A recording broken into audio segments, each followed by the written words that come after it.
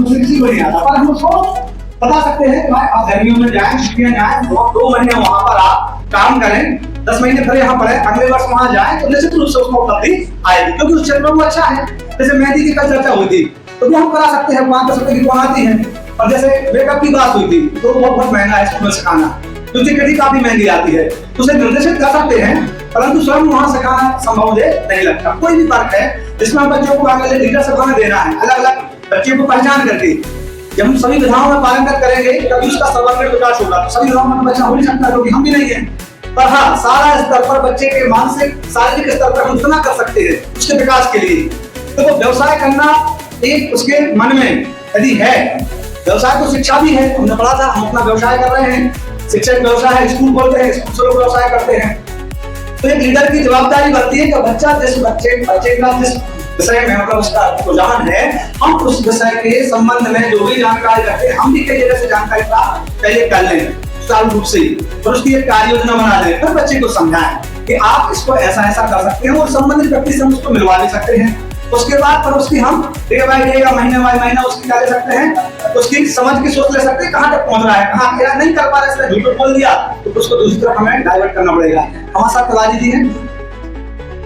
सतत और लीडरशिप के लिए 5 पाथ अपन डिसाइड करेंगे किसी बच्चे को बताने के लिए कि बच्चे को अपन कैसे समझें। उसके जो हमें ट्रेनिंग मिली है, प्रशिक्षण मिला है, उसमें 5 पाथ बताए गए हैं। संदर्भ की पहचान और समझ, बच्चे को अपन को ये समझाना, बच्चे को देखकर अपन को समझना है कि किस संदर्भ में उसने वो सीखना चाहता है, उसकी पहचान करना चाहता है, उस बारे में पहले उसकी देखना। तकनीकी जानकारी और कौशल अर्जित करना दूसरा पाठ रहेगा अपना। तीसरा पाठ रहेगा स्वयं निर्देशित ढंग से सीखना, उसको उसी के ढंग में अपन को सिखाने का प्रयास करना है। जिस भाषा को वो समझता है तो उसी भाषा के तहत उसको अपन को समझाना है। सहकर्मी के द्वारा नेटवर्किंग करना, उसके जो साथी कर्मी रहेंगे तो साथ में रहेंगे, उनके साथ उसकी नेटवर्किंग करना है।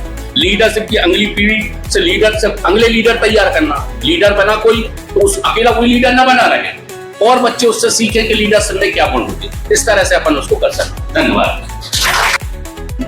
मुझे जो लीडरशिप का मॉड्यूल दिया गया है सीखने और विकास के लिए एक आधार के रूप में विद्यालय, तो सबसे पहले इसमें 3 खंड आते हैं। स्कूल संस्कृति वातावरण, स्कूल में सकारात्मक वातावरण, और संस्कृति का महत्व, स्कूल में सकारात्मक वातावरण। स्कूल में संस्कृति से मतलब हमारे यहाँ जैसे 3 गांव के बच्चे आते हैं, तो कभी कभी उनमें उनका बोलचाल का तरीका, और जो हमारे गांव में स्कूल पदस्थ है उस बच्चों के द्वारा दूसरे गांव के बच्चों से भेदभाव किया जाता है, तो उनमें आपस में हमें सामंजस्य बनाना पड़ता है, जिससे वो एकजुट होकर एक साथ पढ़ें, एक साथ खेलें। इसके लिए हमारे लिए क्या करना पड़ता है, जैसे बाल कैबिनेट रहती है, तो क्या करते हैं 3 गांव के कोशिश करते 3 गांव के बच्चों को एक साथ उस बाल कैबिनेट में शामिल कर ले, जिससे एक गांव का बच्चा दूसरे गांव के बच्चे से टच में बना रहा है, बोले, है ना।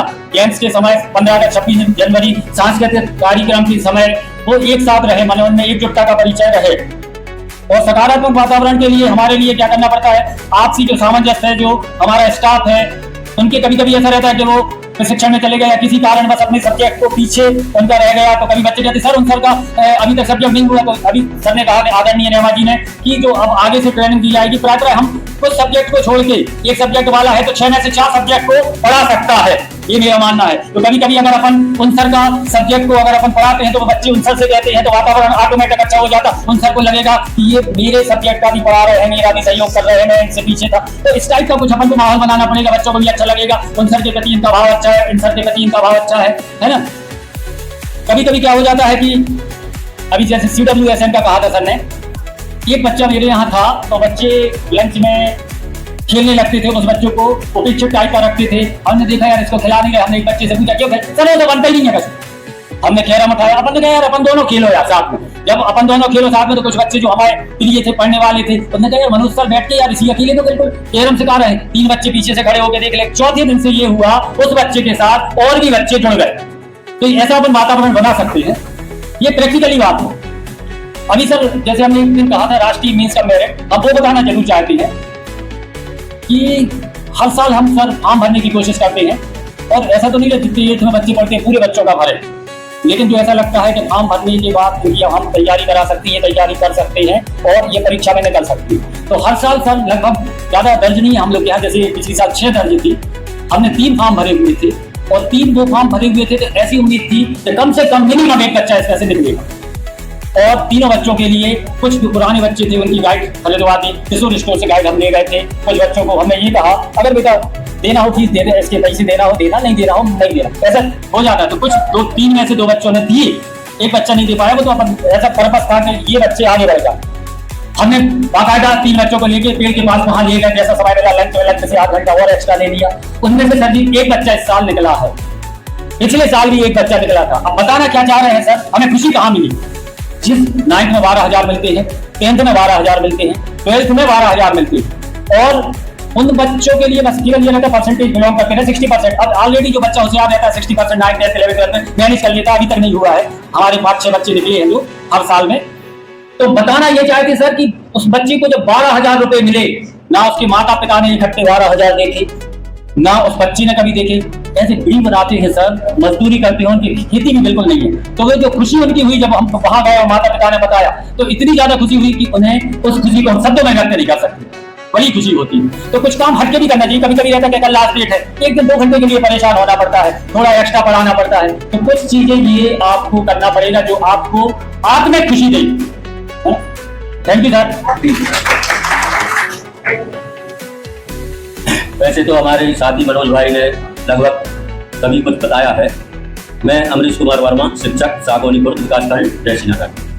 मैं यहाँ पर इतना ही कहना चाहूँगा कि हमें बच्चों के लिए सीखने के लिए अपने विद्यालय में एक ऐसा वहाँ की संस्कृति को, वहाँ के वातावरण को समझते हुए एक ऐसा अनुकूल वातावरण तैयार करना चाहिए ताकि बच्चे हमारे बड़ी सहजता से और निसंकोच होकर बिना किसी भय के वहाँ पर सीख सकें और एक अच्छा नागरिक बन सकें। उसके लिए हम जो भी लीडर्स हैं, हम सभी को लीडर्स बनाया गया है, माना गया है। तो हमारा ये कर्तव्य है कि हमें वहाँ पर सभी हितग्राहियों, अभिभावकों, छात्रों, शिक्षकों और जो भी समाज सेवी संस्थाएं वहाँ पर विद्यालय से जुड़ी हुई हैं, उन सबके बीच में एक बहुत अच्छा सामंजस्यपूर्ण वातावरण बनाए ताकि हमारे विद्यालय का वातावरण एक आदर्श वातावरण बन सके। धन्यवाद। और मेरे प्रशिक्षणार्थी जो सभी बैठे हुए लीडरशिप प्रशिक्षण में, इनका भी बहुत सहयोग रहा एक दूसरे का। और मेरा मॉड्यूल नंबर 4, स्कूल के रूपांतरण हेतु मार्गदर्शक सिद्धांत समता न्याय अवधारणा के तौर पर। इस मॉड्यूल के बारे में मैं कहना चाहता हूं, बहुत अच्छा मॉड्यूल दिया गया है। इसमें समता और समानता, यानी समानता इक्विटी और समता इक्विटी। तो इक्विटी, समानता में सभी बच्चों को समान रूप से अवसर दिए जाते हैं। समानता में सभी बच्चों को समान रूप से अवसर दिए जाते हैं। जैसे 3 बच्चे हैं तो जैसे तीनों को एक टेबल दी गई है समान रूप से, तो वो समान कहलाएगा और समानता कहलाएगा। जबकि समता में क्या होता है, जरूरत के अनुसार उसको, आवश्यकता के अनुसार उसको वस्तु दी जाती है। जैसे कोई व्यक्ति है, बाहर देखना चाहता है तो उसकी हाइट है, वह अपनी हाइट के अनुसार देख लेता है। लेकिन एक व्यक्ति उससे कम हाइट का है तो उसको वह नहीं देख पा रहा, तो उसको एक टेबल दी जाती है उसकी आवश्यकता अनुसार, जिससे वह देख लेता है। और ये बिल्कुल उससे हाइट में छोटा और है तो उसको 2 टेबल दी जाती है जिससे वह भी देख सके। यह कहलाएगी समता। तो मेरा कहने का तात्पर्य यह है कि समानता जो है, इक्विटी जो है, सभी बच्चों को समान रूप से सहायता देती है। जबकि समता जो होती है वह आवश्यकता के अनुसार उसको दी जाती है, सहयोग दी जाती है उसको। तो समता के अवधारणा के जो आयाम है उसमें समान अवसर और आवश्यकता अनुसार सहयोग प्रदान करना और न्याय संगत व्यवहार करना, इसके आयाम होते हैं। तो क्या मैं यहीं से अपनी वाणी को विराम देना चाहता हूँ। जय हिंद, जय भारत। और हमारे सर ने बहुत कुछ बता दिया है, तो कुछ एग्जाम्पल मेरे दिमाग में भी है। तो सबसे पहले तो मैं उस लीडरशिप शब्द का अपने परिवार से जोड़ना चाहता हूँ। हम सब अपने परिवार के एक लीडर हैं, है ना लीडर? और पूरे परिवार को, अपने बच्चों को लीड करते हैं। वो ये कोशिश में रहते हैं कि हमारा परिवार अच्छा आदर्श बने। तो वो ही विचार हम अपने विद्यालय में उसी भावना के साथ लीड करें तो हमारा विद्यालय आदर्श बनेगा। थोड़ा एक जो समता के उसमें उदाहरण, जैसे क्लासरूम में हम गणित पढ़ा रहे हैं और 10 में से एवरेज रहता है कि 6 बच्चे उस विषय वस्तु को आत्मसात कर लेते हैं, बाकी 4 जो है वो नहीं कर पाते। और अधिकांश ये होता है क्लासरूम में टीचर उन पर ध्यान नहीं देते।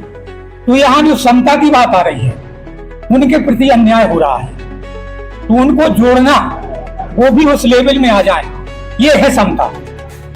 ये समता होगी हमारी। कोई विकलांग बच्चा है और उसके लिए हमारे विद्यालय में आने जाने के रैंप नहीं बना है, सुविधा नहीं है, तो वो जरूरी है, तब उसके साथ में न्याय होगा। इसी के साथ अपनी वाणी को आ जाओ यादव जी, घर का लगा था अपन स्कूल में रहते हैं, है कि नहीं? तो इतने बच्चों को पढ़ाते, इतने गांव में सरपंच बना थे, पीटी अध्यक्ष बना थे, सबसे निपटा थे, इतने तक आगे में अपन उपाध्यक्ष थे। आ जाओ सर, हमारा परिचय है मनोज कुमार शुक्ला, ब्लॉक जयसीनगर। स्कूल है हमारी गांव तेनुडावर, एकीकृत शाला है। वो लगभग 20-25 साल से सिंगल टीचर है, 20-25 साल से सिंगल टीचर है। और इतनी स्कूल की व्यवस्थाएं ऊपर से शासन के निर्देश, राज्य शिक्षा केंद्र के आज अपन को कितनों पढ़ाने का करने का नहीं आप रहे अच्छे से जैसे वाकिफ हुई। और संकुल में टेल अकाउंट, बीआरसी में मीटिंग, इस समग्र काम करने। तो जैसे अभी भी बीआरसी की एक काम करी है कि 5वीं 8वीं जो बच्चा परीक्षा में नहीं आ पाए, उनके घरे जाने के प्रवेश पत्र थे और उनको बताओ कि भी कहीं बाहर न निकल जाए। तो कल बड़ौदा की डरी थी कि आपकी जो 6-7 टेल अकाउंट है जी बड़ौदा लेके आओ, तो डाइट कह रही थे आओ, है कि नहीं? और सिंगल टीचर है, तो हमें विषय मिलो तो समानुभूति। ये में जो बच्चा है अपने विकलांग भी हैं और वर्ग से हैं, SC ST OBC दोनों भी ग्रुप से हैं। और जो अपने सहयोगी टीचर है, टीचर तो सहयोगी के कोई शब्द हमारे लाने बेईमानी है, कोई है ही नहीं है। तो कहने को मतलब इन सबके प्रति अपनी समान भावना रखना।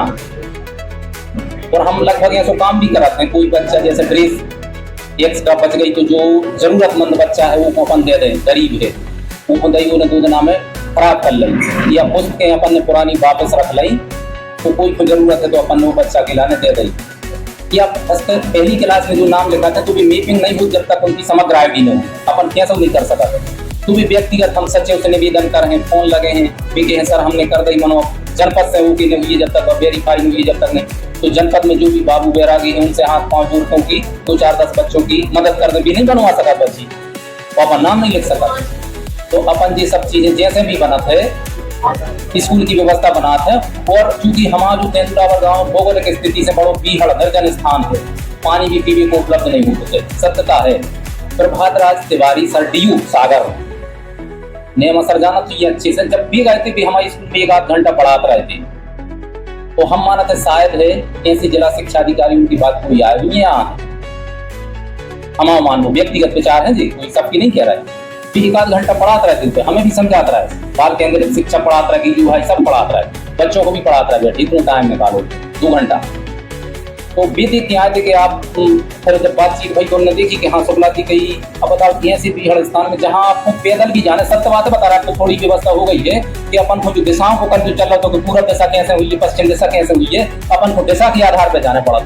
बरसात में तो जा ही नहीं सकते, आपको कीड़े ईड़े हैं तो अपने हिसाब से चले जाओ, अच्छा क्या व्यवस्था है। तो समानुभूति मतलब हमारा जो रहता है कि स्टाफ को जो है पहले अगर थोड़ा बहुत हम भी झाड़ू लगा भी की एक्टिंग करते हैं, ताकि जो सहयोगी उनको लगन लगे कि जब ये लीडर लगा रहे हैं तो अपन भी लगा दी झाड़ू, या जाले है कहीं या कछु भी चीज साफ करने, तो जब सत्यता आए कि हम खुद उनको साफ करने लगा, जब अपन कर हैं भावनात्मक रूप से अपन उनसे जुड़े हैं तो उनको भी लगे कि नहीं अपन भी जो काम करें।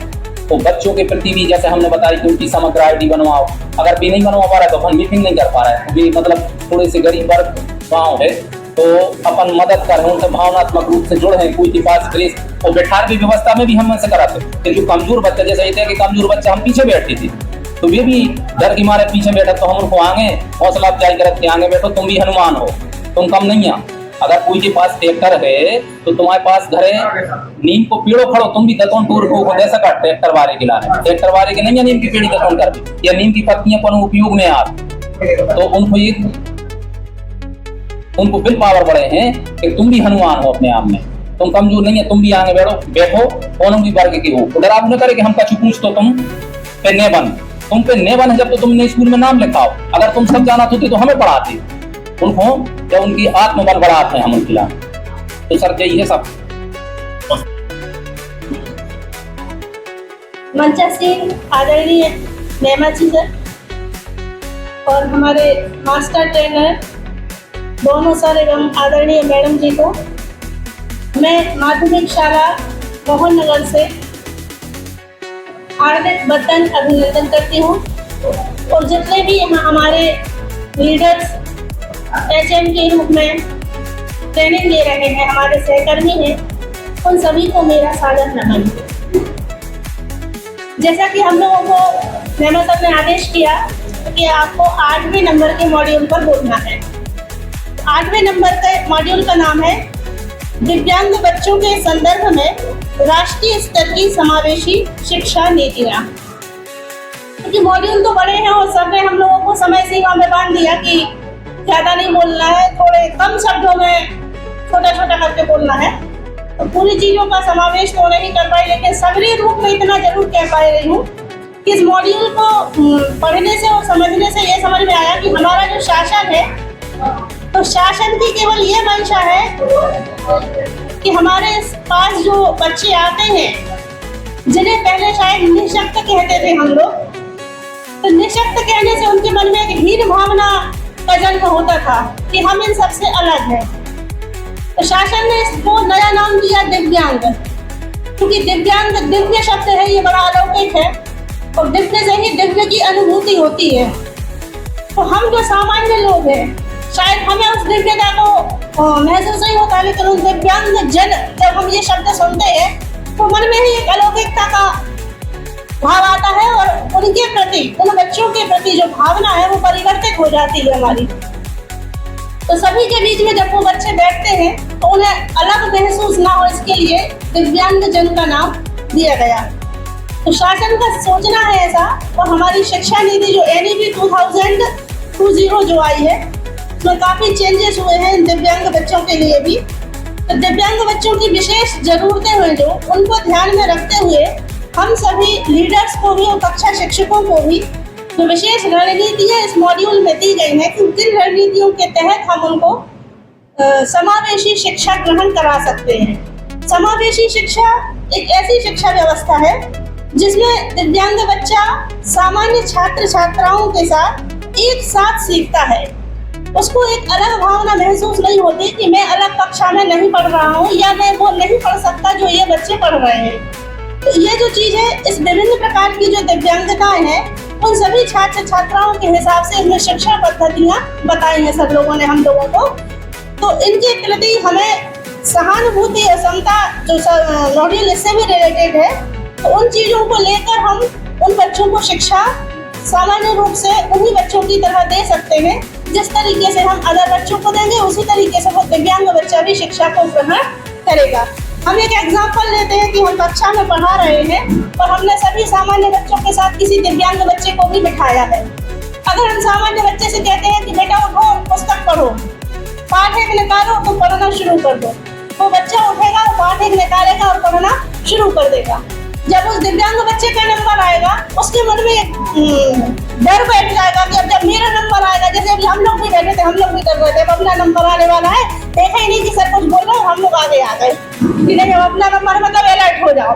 ऐसे उस बच्चे को भी एक भावना आएगी कि अब मेरा नंबर आएगा, मैं क्या बोलूंगा, मैं कैसे किताब पढ़ूंगा। अगर वो ब्लाइंड है, अगर उसको आंखों से नहीं दिख रहा है, तो उसके लिए गवर्नमेंट ने बहुत अच्छी व्यवस्था की, ब्रेल लिपि ला दी। तो जो ब्रेल लिपि की बुक्स है, उसको कुछ बिंदियां रहती है जिसपे उंगलियों से टच करके बच्चा पढ़ सकता है। तो शासन ने ये बहुत अच्छी हम लोगों को उसमें भी ट्रेनिंग मिली, ब्रेल लिपि की भी कुछ टीचरों को ट्रेनिंग मिली जो स्कूल में लिए हुए हैं टीचर। तो ऐसे बच्चे का जब नंबर आएगा तो हम उसको ब्रेल लिपि वाली पुस्तक दे देंगे और उसके मन की वो भावना खत्म हो जाएगी और वो भी आराम से समावेशी शिक्षा के तहत पढ़ाई कर सकेगा और आसानी से उन चीज़ों को सीख सकेगा और अपने सीखने के स्तर को उच्चतम स्तर तक ले जा सकेगा।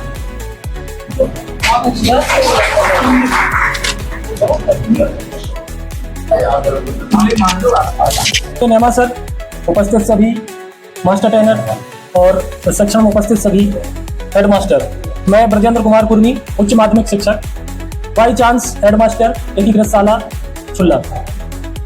पिछले 2 वर्ष से एकीकृत माध्यमिक शाला शुल्ला का प्रभारी हूँ।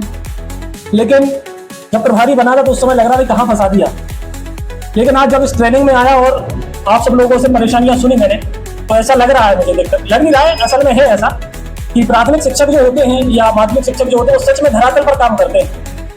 हम लोग हायर सेकेंडरी स्कूल में जो काम करते हैं अलग प्रकार की जिम्मेदारियां होती हैं, अलग प्रकार की परेशानियां होती हैं, लेकिन जो धरातल पर जो कार्य करते हैं सच में प्राथमिक शिक्षक और माध्यमिक शिक्षक ही करते हैं। और यदि आप लोगों ने अच्छे से मेहनत कर दी तो हम लोगों को, हायर सेकेंडरी स्कूल वालों को बहुत आसान हो जाता है काम करना। बहुत आसानी से हम लोग उनको 12वीं कक्षा पास करवा देते हैं। रिकॉर्ड से संबंधित जो चीजें होती है वो अगर प्राथमिक स्तर पर ही सुधर जाए, जैसे कि अभी चल रहा है कि अपार आईडी बनाना है, पैन नंबर जनरेट करना है, ये अगर प्राथमिक स्कूल से हो जाएंगे तो फिर हम लोगों को आगे चलकर 9th क्लास में कुछ करना ही नहीं पड़ता।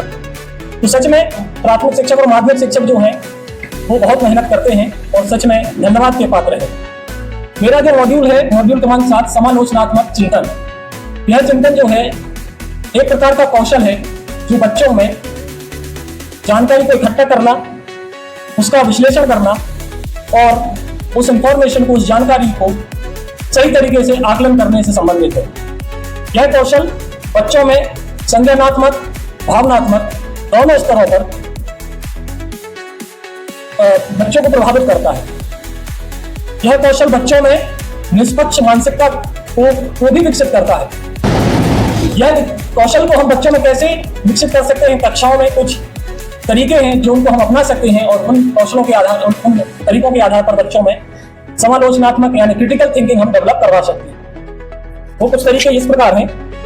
बच्चों को सोचने और समझने का और विचारने का मौका मिलना चाहिए।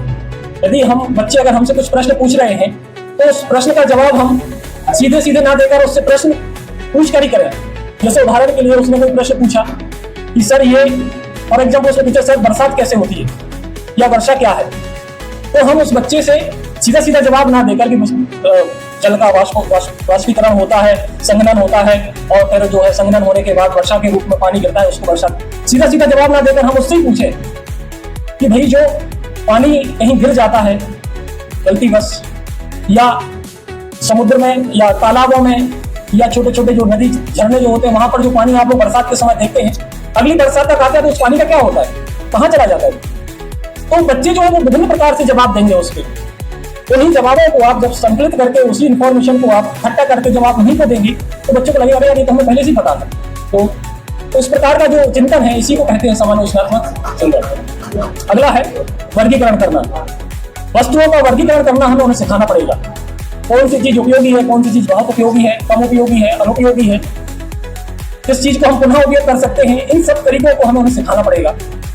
अगला है तुलना करना एवं अंतर करना। अब तुलना करने से मतलब ये नहीं कि वो आपस में तुलना करने लगे, ये अच्छा है ये बुरा है, क्योंकि यही तो समालोचनात्मक चिंतन हमें सिखाता है। समालोचनात्मक चिंतन जो है वो आलोचना से थोड़ा सा विभिन्न है।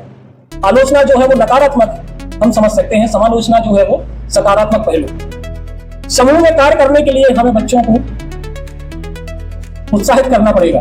जब बच्चे समूह में कार्य करते हैं, ग्रुप वर्क करते हैं, तो वो एक दूसरे से बहुत कुछ सीखते हैं। सभी बच्चे एक समान नहीं होते, सबकी सोच एक समान नहीं होती है, तो एक दूसरे के साथ काम करने पर वो एक दूसरे से बहुत कुछ सीखते हैं। अगला है ओपन एंडेड प्रश्न पूछना। ओपन एंडेड प्रश्न बहुत ही ज्यादा इंपॉर्टेंट टूल है क्लासरूम के अंदर। ओपन एंडेड प्रश्न जो होते हैं वो सीधे सीधे ना पूछकर घुमा फिरा कर पूछे जाने वाले प्रश्न होते हैं। उदाहरण के लिए हम समझें, हम जनरली पूछ लेते हैं कि 2 और 2 को जोड़ने से कितने होते हैं, तो बच्चा जवाब दे देता है सर 4, जिनको याद रहता है। वही प्रश्न को अगर हम थोड़ा सा तोड़ मरोड़ कर पूछें कि ऐसे कौन कौन से तरीके हैं जिसको हम 4 प्राप्त कर सकते हैं, तो बोलेगा सर 2 और 2 को जोड़ने से भी 4 प्राप्त हो जाएंगे, 3 और 1 को जोड़ने से भी 4 प्राप्त हो जाएंगे। बच्चा ही जवाब देगा। ये ओपन एंडेड प्रश्न है। अगला है अधूरी कहानियां सुनाना। अधूरी कहानी जब हम सुनाते हैं बच्चे को और फिर उससे पूछते हैं कि इसके आगे क्या हुआ होगा, तो फिर बच्चे अपने हिसाब से जवाब देते हैं उसे कि सर ये ऐसा भी हो सकता है या वैसा भी हो सकता है। तो उसमें जो विकास जो हो रहा है बच्चे का, मानसिक विकास जो हो रहा है वो समालोचनात्मक तरीके से। यहाँ पर हमें ध्यान देना पड़ेगा अधूरी कहानियों के संदर्भ में, बच्चे नकारात्मक ना हो। उदाहरण के लिए हमने कोई कहानी सुनाई, फॉर एग्जाम्पल कछुआ और खरगोश की कहानी सुनाई और अधूरा छोड़ दिया, दोनों की रेस शुरू हुई और यहाँ हमने छोड़ दिया। हमने कहा कि बताओ क्या हुआ होगा आगे, तो बच्चे बोलेंगे सर खरगोश ज्यादा तेज दौड़ता है, वो जीत जाएगा। फिर ये सुनी होगी कहानी, तो बोलेंगे सर खरगोश सो गया था बीच में, कछुआ जीत गया। निरंतर चलता रहा। कुछ आदरणीय सभी शिक्षकों को मेरा सादर नमन।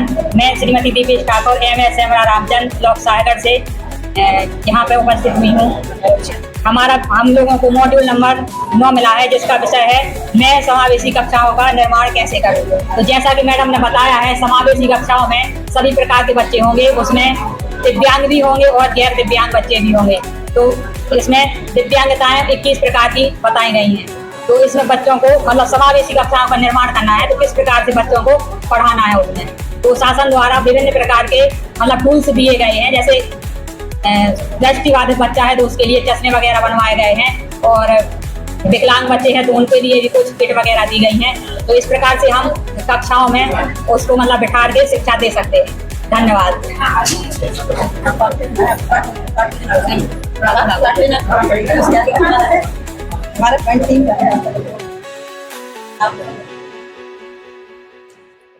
सभी को नमस्ते। हम लोग 3 साथी हैं। एक साथी ने अपना बोल दिया है। मैडम का विषय है पाठ्य योजना तैयार करना, समावेशी शिक्षा के लिए पाठ्य योजना तैयार करना। तो मैडम ने अपने पाठ्य योजना बनाई है।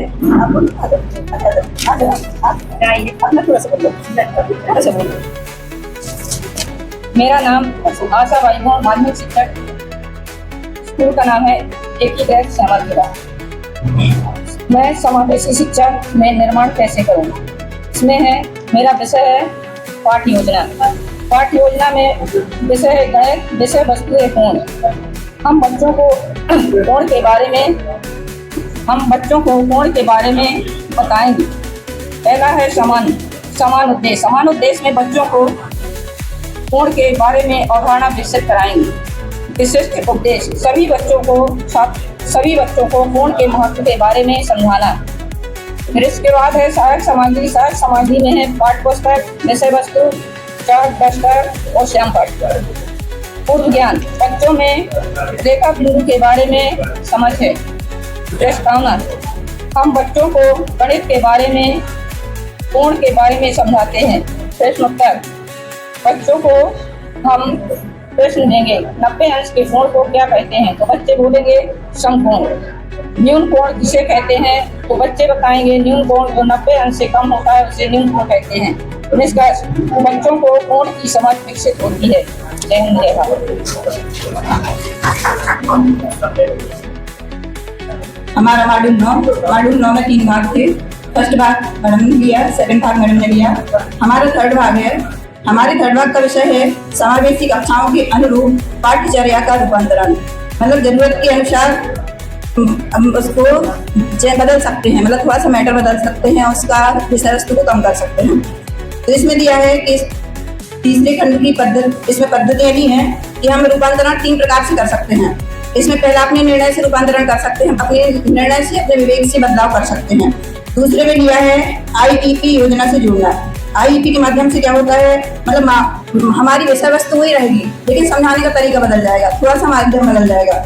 और इसमें जैसे हमारे CWSN बच्चे हैं तो उनको हम स्पर्श करके, दिखा के ऐसा कुछ सिखा सकते हैं। तीसरा दिया है संशोधन के प्रकार।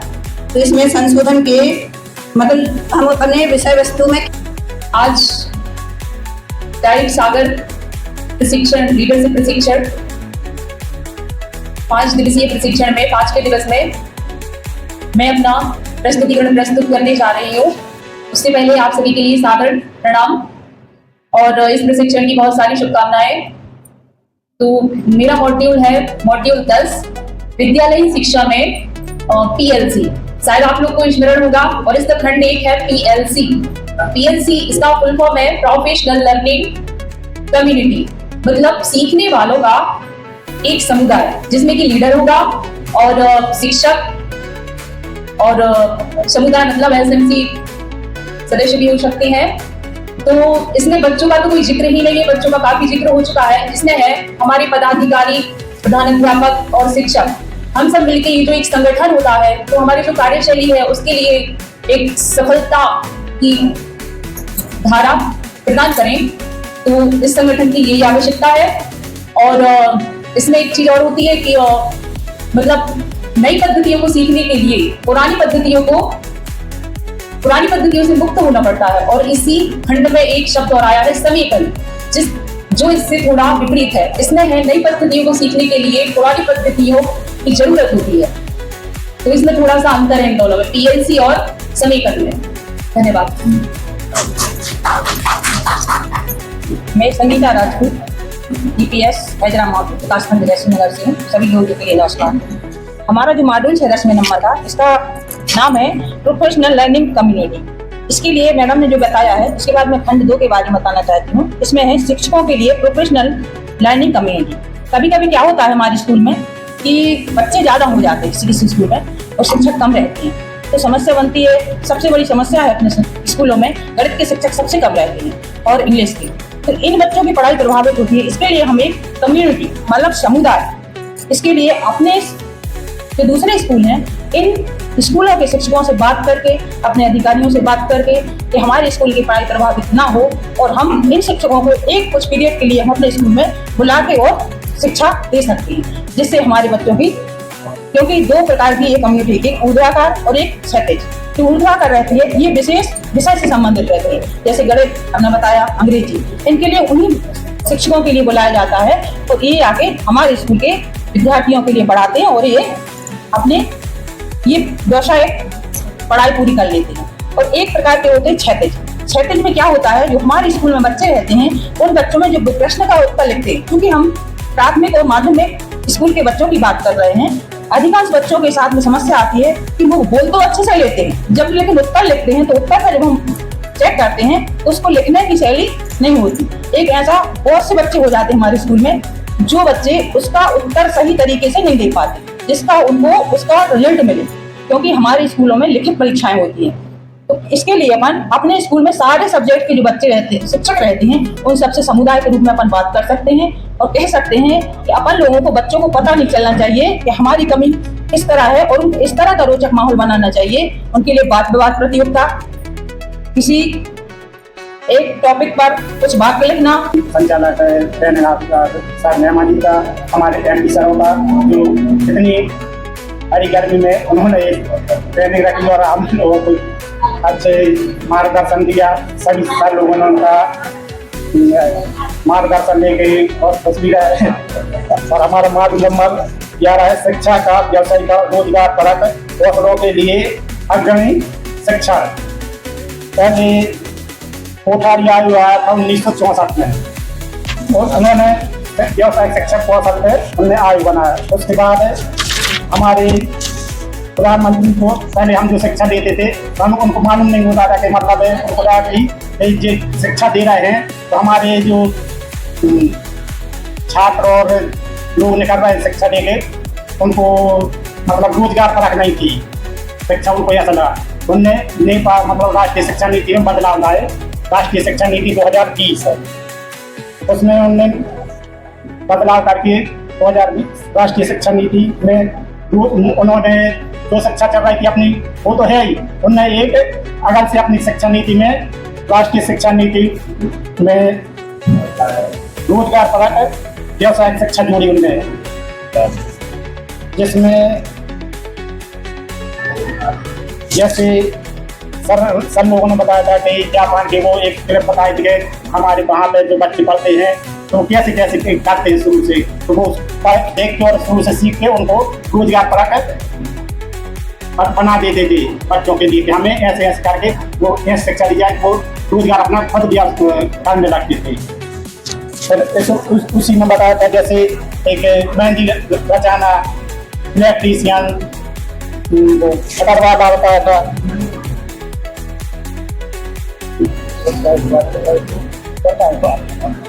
बस हमें कई जानकारी। धन्यवाद। मैं प्रकाश सराड़ा ईपीएस मानमार ब्लॉक मालदौन से हूँ। आदरणीय नेमा जी और हमारे मास्टर ट्रेनर और हमारी मैडम साहब से 24 मैडम और सर ने बहुत बता दिया है कि व्यवसायीकरण और रोजगार कौशल के लिए अग्रणीय शिक्षण पर हम लोगों को दिया गया था। तो व्यवसायिक शिक्षा में सामान्य शिक्षा के लिए भी जोड़ा गया है। स्कूलों में तो राष्ट्रीय शिक्षा नीति 2020 भी कहती है कि व्यवसायिक शिक्षा को एक अग्रणी अनुसार के रूप में नहीं बल्कि सामान्य शिक्षा के हिस्से में एक को देखा जाना चाहिए और कौशल के विकास में इसका उद्देश्य शिक्षा में व्यवसाय हेतु स्कूल लीडरशिप औपचारिक व्यवसाय के लिए बल्कि विकसित किया गया है और व्यवसायिक शिक्षा ग्रेड 6 तो शुरू होनी चाहिए। इसके लिए विषय वस्तु व्यवसायिक अनुभव प्रदान किए जा सकते हैं। अनुपात में गणना करते हैं कि व्यवसाय को रखा जाना चाहिए। प्रत्येक छात्र को कम से कम किसी व्यवसाय के रूप में कौशल होना चाहिए।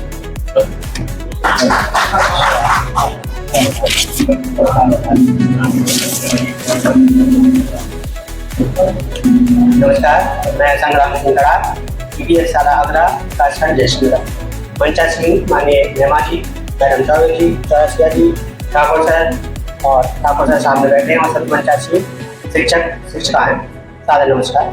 हमारा आज का विषय है, मॉड्यूल है 11, शिक्षा का व्यवसायीकरण रोजगार परक कौशलों के लिए अग्रणी शिक्षा। तो मॉड्यूल 11 हमारे लिए वर्तमान परिप्रेक्ष्य में बहुत ही इम्पोर्टेंट है, क्योंकि 100% कहीं भी कोई जॉब नहीं है, सरकारी नौकरियां नहीं है।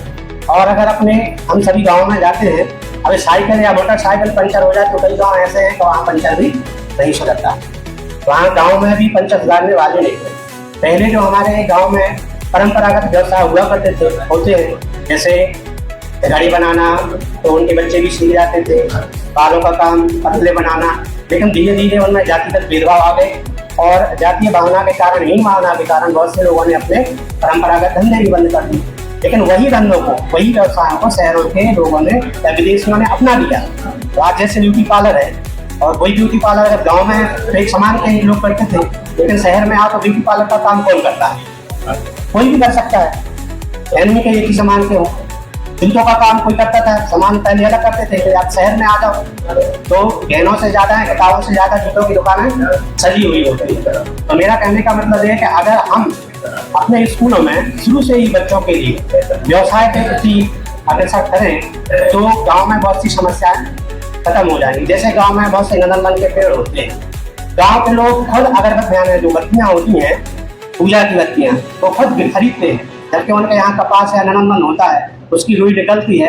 और अगर चाहें तो गांव में छोटे छोटे अपन अपने बच्चों को दे सकते हैं, स्कूल में उनकी बत्तियां बनवा सकते हैं और उससे बिकवा सकते हैं, तो इससे उनको आय प्राप्त हो सकती है। और बहुत से चीजें हैं।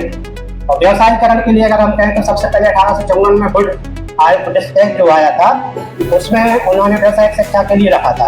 1882 के आसपास हंटर आयोग बनाया। हंटर आयोग के आधार पर ही जो कालेगांव में पॉलिटेक्निक स्कूल बने व्यवसाय के लिए, वो हंटर आयोग के आधार पर ही है। वर्तमान में जो NEP 2020 है, इसमें माध्यमिक शिक्षा में भी इसको जोड़ा गया है ताकि बच्चे शुरू से ही कुछ व्यवसाय सीख सकें। तो मॉड्यूल 11 ये है।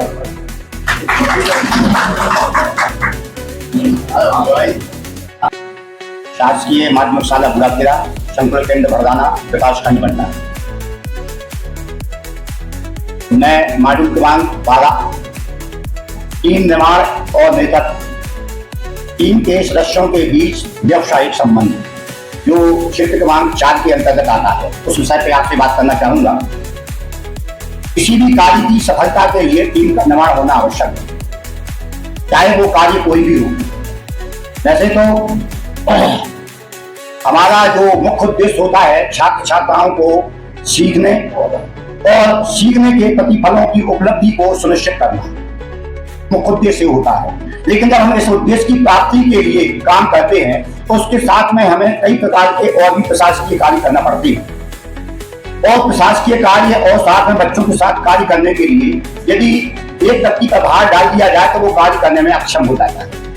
तो उसके लिए सबसे पहले हम क्षेत्र निर्धारित कर लेते हैं कि किस व्यक्ति को, किस शिक्षक को, किस बच्चे को कौन सा काम देने से हमारा कार्य सफलतापूर्वक हो सकता है। तो सबसे पहले जो हमारे शिक्षक साथी हैं, हम उनकी पहचान करते हैं कि ये किस क्षेत्र में काम कर सकता है। और साथ में हम बच्चों के बीच में भी ये जानते हैं कि ये बच्चा ये काम कर सकता है, क्योंकि हम जानते हैं कि जनरली सारे बच्चों के नाम तो हम क्लास में जानते ही हैं, लेकिन 3 प्रकार के बच्चों को हम विशेष पहचानते हैं। एक तो जो क्लास में सबसे ज्यादा होशियार होता है, जो शैतान होता है और जो बहुत कमजोर होता है। तीनों प्रकार के बच्चों का यदि कहीं किसी ने शैतानी की तो तुरंत मेरे दिमाग में अपने दिमाग में आ जाता है कि इस बच्चे ने किया होगा। हम उनके जानते हैं, उनकी वो भी विशेषताएं हैं। कोई शैतान बच्चा है, वो जरूरी नहीं है कि पढ़ाई में भी कमजोर हो, उसके अंदर शैतानियां हैं। ऐसे शिक्षक होते हैं, शिक्षक की प्रतिभाओं को हम पहचाने। हमारे कुछ है, मान लो जैसे शारीरिक कार्य होते हैं, छात्रवृत्ति का, अभी मैपिंग का, अपार आईडी का, नामांकन का, कुछ डाटा कलेक्शन का। हम जाने ये कि भाई हमारा कौन शिक्षक साथी कंप्यूटर में लैपटॉप को बहुत अच्छे से चला लेता है, तो हम उसके लिए टेक्निकल काम जो भी रहते हैं अपने, उनको सौंप सकते हैं और वो कर सकते हैं। हम उनके लिए दूसरा काम देखेंगे तो वो उतनी अच्छे तरीके से नहीं करेंगे। हम जानते हैं कि कोई बच्चा उस अनुशासन अच्छे से बना रखते, जो शैतान बच्चा है हम उसको अनुशासन बनाने का काम देते हैं, तो निश्चित है कि वो हमारे स्कूल में बच्चों के बीच में अनुशासन बहुत अच्छे से बना के रखेगा। जो कमजोर बच्चा है हम उसको एक काम सौंप सकते हैं कि हमारे जो स्कूल का साफ सफाई या जो देख रेख है इसकी मॉनिटरिंग तुम्हें करना है, तो बहुत अच्छे से कर सकता है, उसके अंदर वो प्रतिभा है। तो टीम निर्माण में सबसे पहले जो नेतृत्व करने वाला व्यक्ति होता है उसकी हमें प्रतिभा को पहचानना है। और दूसरी बात होती है जो सदस्य होते हैं उनके अंदर व्यावसायिक संवाद। व्यावसायिक संवाद का मतलब है कि जब भी हम बीच में बैठ के कोई बातचीत करें तो हम उन विषयों पर बातचीत करें जो विषय हमारे लिए सौंपे गए हैं। ये व्यावसायिक संवाद आ जाएगा। हम कोई फालतू की गप ना करके हम उन विषयों पर जब चर्चा करते हैं तो कोई बहुत अच्छी बात निकल के हमारे बीच में आ जाती है।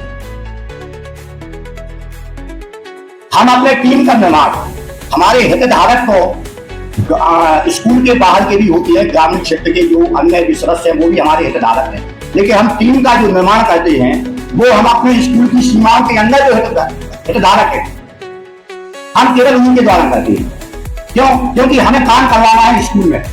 सहयोग के लिए तो हमारे ग्रामीण जन आ सकते हैं, लेकिन टीम वर्क के लिए केवल हमारे स्कूल के सदस्य, चाहे वो बच्चे हों और चाहे शिक्षक हों। और यदि हम टीम वर्क में अच्छा काम करते हैं तो निश्चित है कि हमारा जो विद्यालय है सभी प्रकार की सफलताओं को प्राप्त करता है। इसके बाद धन्यवाद सभी के लिए। मेरा जय हिंद। मेरे साथ ही आगे होगा।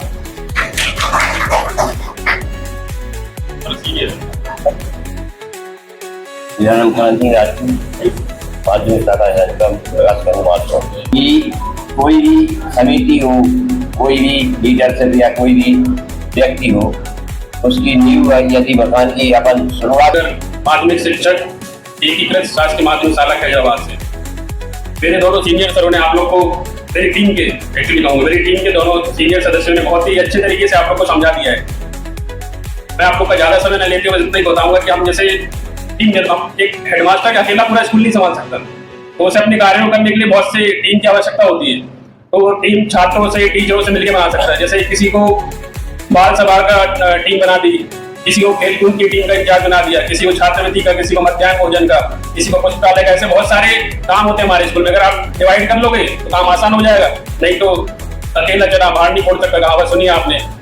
और सर लोग ने जो हम लोगों को क्लिप दिखाई थी गोल्ड पिक्चर की, इसमें अक्षय कुमार है, वो कितना सटीक एग्जाम्पल था। ईंटों को एक जगह से दूसरी जगह रखना होता है, एक एग्जाम्पल लेने के काम आसानी से हो गया। नहीं तो अकेले अकेले कब तक दौड़ोगे, अकेले अकेले एक एक दो ईंट लेके जाओगे। और अगर आप टीम बना लोगे उसमें अपने आप एक नेता निकल के आएगा, वो जो आपको सही मार्गदर्शन देगा। ठीक है, सभी के साथ मैं अपना स्नान ग्रहण करना चाहता हूँ। धन्यवाद।